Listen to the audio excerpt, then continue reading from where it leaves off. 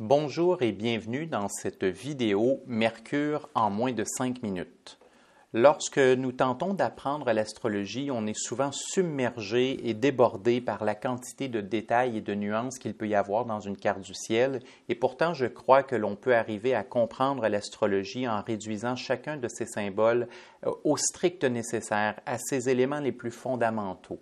Et durant cette série de vidéos, je vais essayer de vous présenter chacune des planètes, chacun des signes et chacune des maisons astrologiques sous son angle le plus simple possible. Et aujourd'hui, je veux qu'on se parle de la planète Mercure.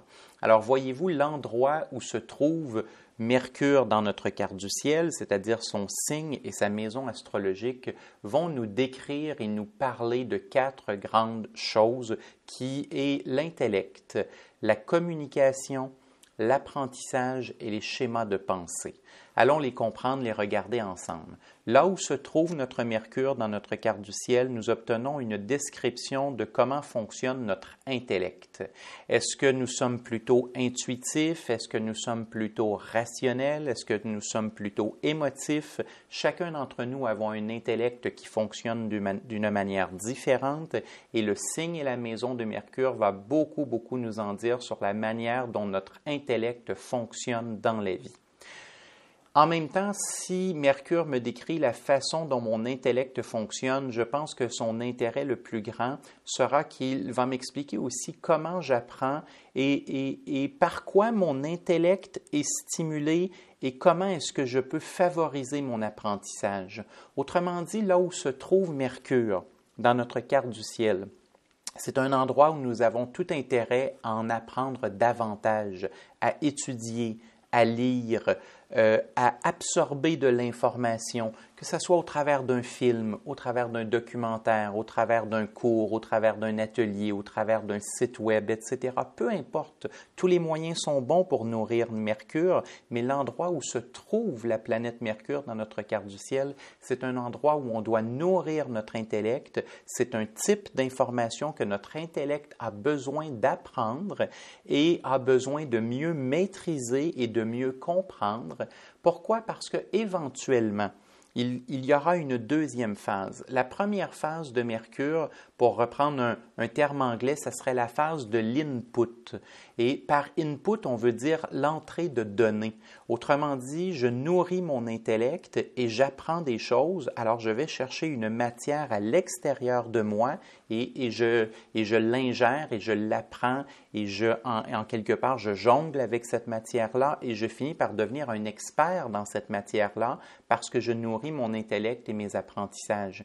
Mais qu'est-ce qui arrive au moment où je suis devenu un expert dans quelque chose? Eh bien là, il y a des amis, il y a des collègues, il y a des gens autour qui vont venir me voir pour me dire « Écoute, tu en connais tellement sur ce sujet, j'aimerais que tu nous en parles. » Et c'est pour ça que la deuxième phase de Mercure, c'est la phase en anglais qu'on appellerait du output, c'est-à-dire de la sortie des données, c'est la phase de la communication.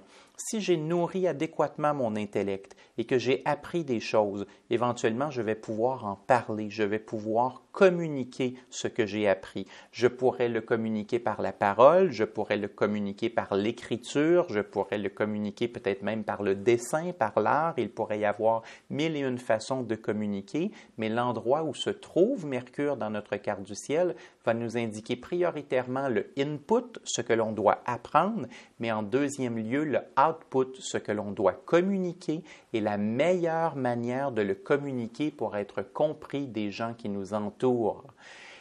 La dernière chose que représente Mercure, c'est que Mercure représente nos schémas de pensée, c'est-à-dire comment nous voyons la vie, quelles sont les idées que l'on se fait sur la vie. Et c'est très intéressant parce que les études en psychologie montrent que la manière d'aborder la vie ou les idées que l'on se fait de la vie, elles ont souvent une influence aussi grande que la réalité. Autrement dit, ce que je crois de la vie est aussi important que la réalité qui est devant moi parce que j'influence 50% de ce qui se passe dans ma vie en fonction de mes croyances.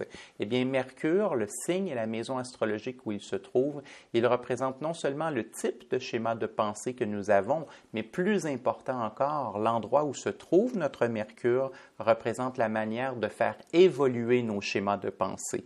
Comment faire en sorte que tout au long de ma vie, mes schémas de pensée, mes idées sur la vie puissent évoluer, puissent changer, puissent s'améliorer, puissent se mettre à jour et faire en sorte que je vois la vie avec une meilleure idée, d'une meilleure façon pour obtenir plus de bonheur, plus de succès et plus de facilité. Eh bien, l'endroit où se trouve notre Mercure nous explique comment on peut arriver à faire ça, quelle est la meilleure façon de faire évoluer nos schémas de pensée pour obtenir plus de bonheur, plus de facilité et une plus belle vie de façon générale. Voilà, grosso modo, ce que représente Mercure dans une carte du ciel en fonction de son signe et de sa maison astrologique.